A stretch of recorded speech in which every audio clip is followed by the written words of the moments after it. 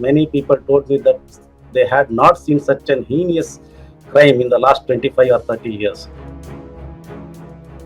The incident not only affected the local people emotionally, it adversely impacted their business as well. It is a very remote area and there are no villages nearby.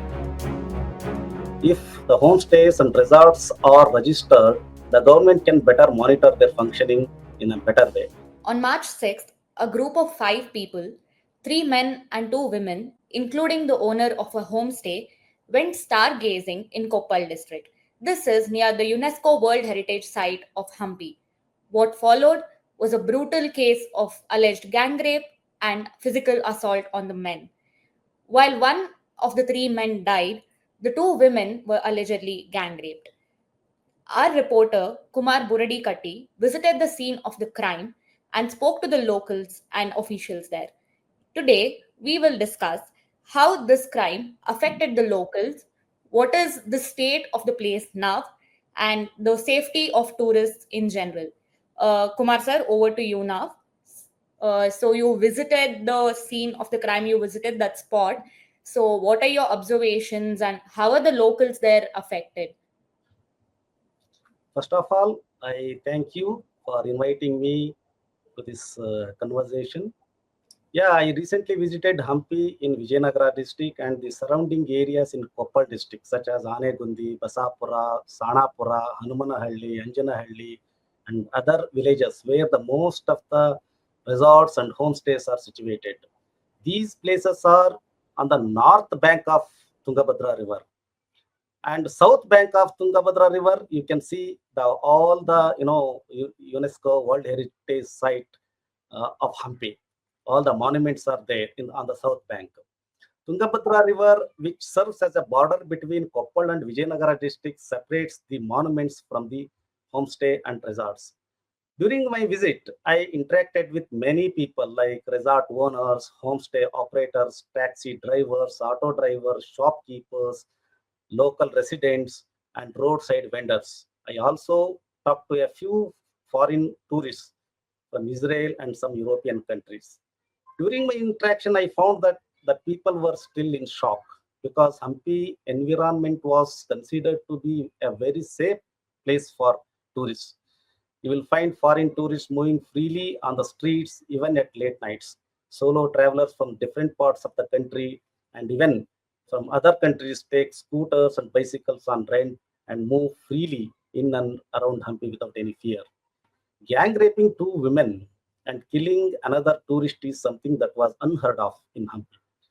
When such a heinous crime took place at their backyard, which was viewed as a safe place for tourists, people naturally panic stricken.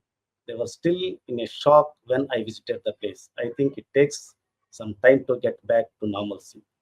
As far as its fallout is concerned, the incident not only affected the local people emotionally, it adversely impacted their business as well. You might be aware that nearly a lakh tourists visit Hampi every year, and most of the people in the area are dependent on Hampi tourism. Many people work as taxi drivers, auto drivers, tourist guides, and many more are absorbed in hospitality industry, other business serving travelers.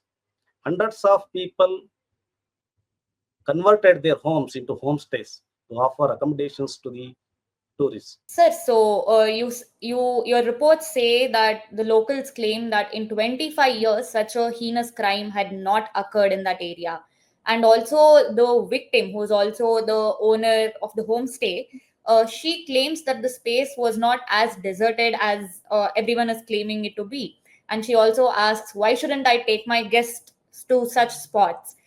Based on your observations there, what is the state of that particular stargazing space? Is it deserted or how does it look, sir? Well, I also visited that spot where the 2 women were allegedly raped and a male tourist was pushed into the canal. The area is covered by stony hills and thorn bushes. The Tungabhadra left bank canal, which is a big irrigation canal, which irrigates around 6 lakh acres of land in Koppal and Raichur district. The canal's bund serves as a small passage, a road that that is used by locals to pass through the area. The road is very narrow and many blind curves. It is a very remote area, and there are no villages nearby. The people told me that wild animals, especially leopards and bears, stray the area. The people also told me that tourists normally don't go there, especially during the night. And it is very difficult to say what exactly happened on March 6th, because as I already told you, Hampi and surrounding areas were considered to be safe place for travelers. Many people told me that they had not seen such an heinous crime in the last 25 or 30 years. Many people said they have never seen such a incident there. So you find many tourists, especially the women and solo travelers, freely moving on scooters and bicycles in the area in and around Hampi without any fear. It might be the reason for the tourists to go to that place late that night. Sometimes it happens. We are attacked in a places where we consider safe, like our homes. So I think it is very difficult to say whether they committed a mistake or not. They felt Hampi was very safe, and they went there. Uh, you mentioned that the locals say there is wild movement there and all that. So, considering the kind of footfall that Hampi receives and the surrounding areas receive, do you think there is some onus on the local authorities, be it the forest officials or the police officials, to sort of cordon off such areas and block entry to such areas now? No, it is difficult. It is open area. You cannot prevent people from going there because farmers are there, agricultural fields are there. You cannot, bar the area, fence the entire area. Only thing is you can avoid going there.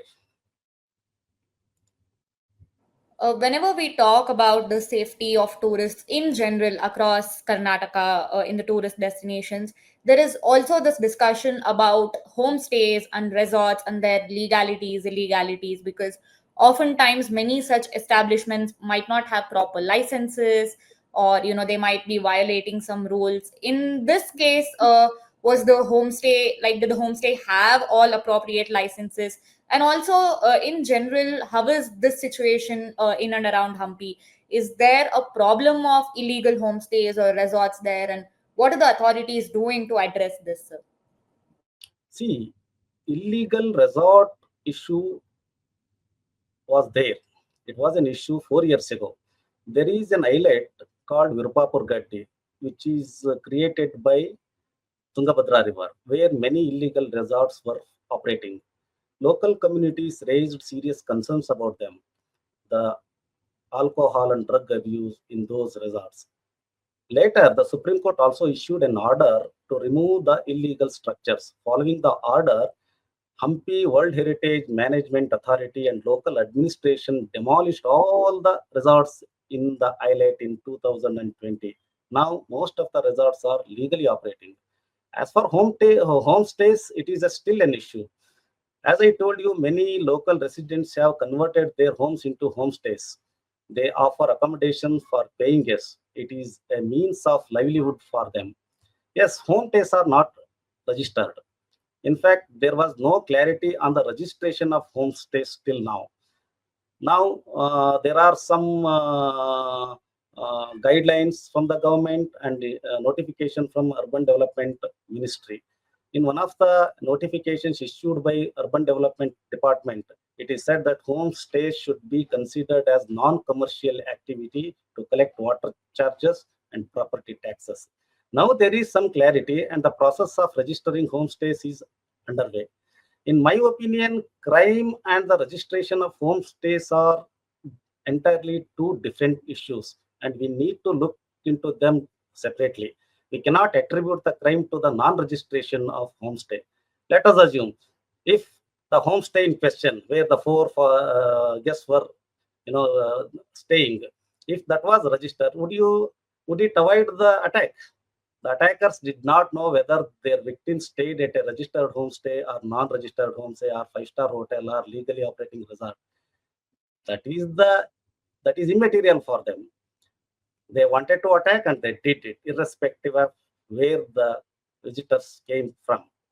So we cannot say that the registration of homestays or resorts could avoid or reduce the crime. It is a law and order issue and should be dealt with accordingly. Having said so, I don't mean that a registration of homestays or resort is not required. It is absolutely required. If the homestays and resorts are registered, the government can better monitor their functioning in a better way. It helps authorities to ensure that homestays maintain the minimum standard.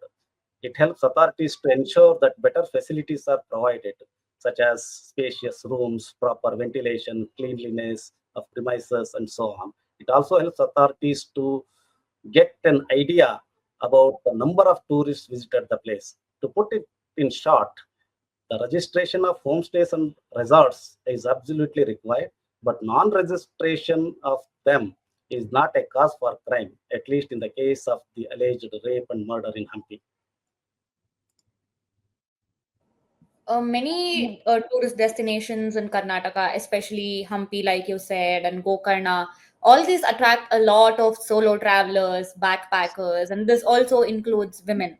Like you said, this particular incident has sent shockwaves across the state and like across the country, and all the tourists are now worried.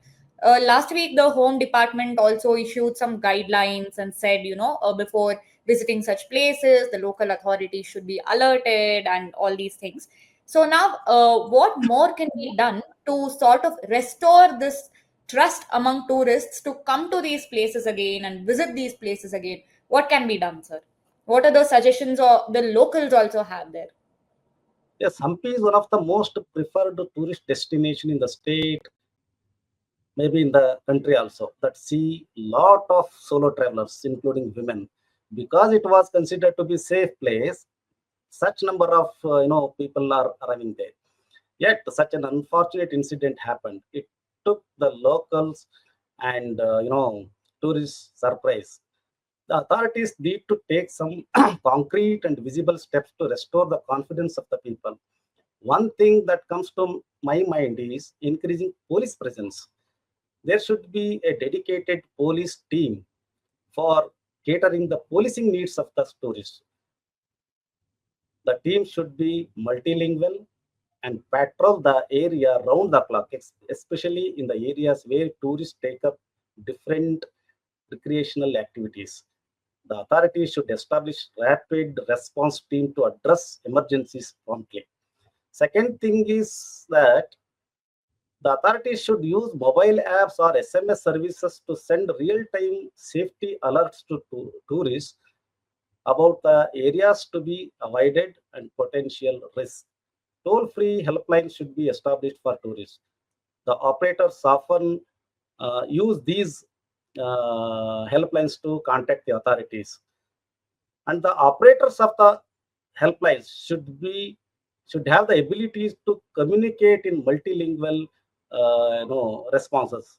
So Koppal Deputy Commissioner Nalini Atul told me that he had already established helplines. It's a good initiative. The helpline numbers should be publicized and displayed in all resorts and hotels and homestays. The authorities should also strengthen the surveillance systems. CCTV cameras should be installed in all the vital locations. There are already good number of CCTV cameras installed in and around Hampi.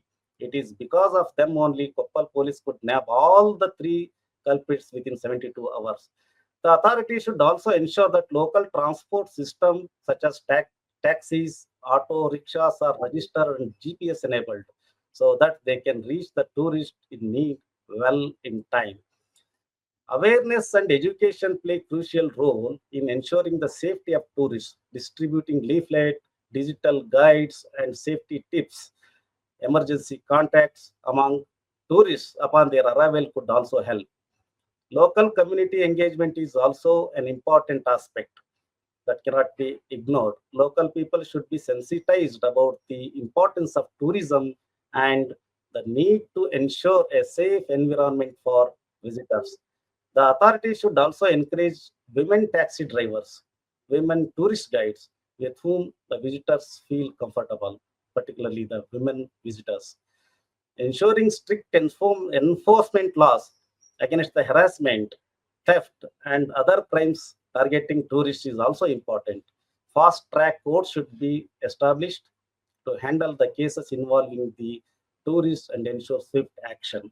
These are some of the things that are already in place, and I think they should be more streamlined and strengthened so that a confidence, a trust can be restored among tourists. Thank you, sir. So we can conclude by saying that as of now, the three accused have been arrested by the police and the investigations are underway. And as for restoring the trust among tourists, again, we need a systematic effort. Like you said, there needs to be a helpline. I think in the budget, Mr. Chief Minister, Mr. Siddaramaiah announced that a 24/7 helpline is going to be set up for the tourists, and now the tourism department and home department are working together to make tourist destinations safer. So we have to wait and see how things are going to change or take a turn. Thank you so much for joining us, Kumar sir. Thank you. Thank you so much. And for all our viewers, thank you for joining us on this discussion. Thank you.